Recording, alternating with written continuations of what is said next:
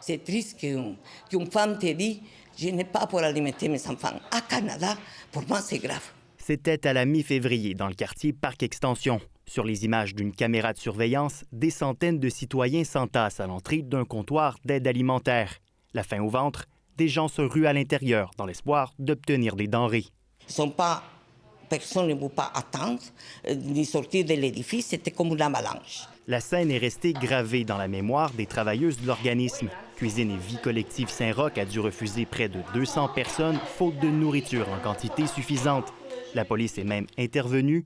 Impossible de maintenir l'ordre devant le désespoir des plus vulnérables.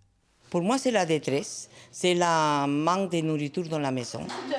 Comme ici, un nombre croissant de banques alimentaires ferment leur liste d'attente, incapables de répondre à la demande qui a bondi de 30 % l'an dernier.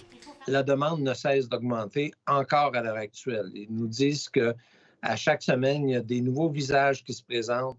Dans le cadre de ce budget, le budget du Québec, déposé mardi, est plus généreux envers les banques alimentaires que le précédent.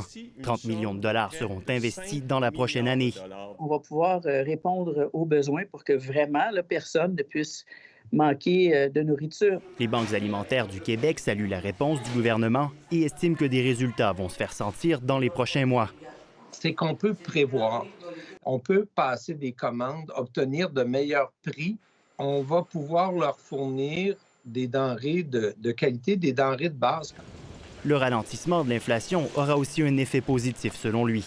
Mais une ombre demeure, la crise du logement, qui force les familles à faire des économies au détriment de leur alimentation, comme à Parc Extension où de nombreux ménages sont locataires. Malgré les investissements records, des organismes craignent que les plus démunis soient laissés pour compte. Ici, Jacob Côté, Radio-Canada, Montréal.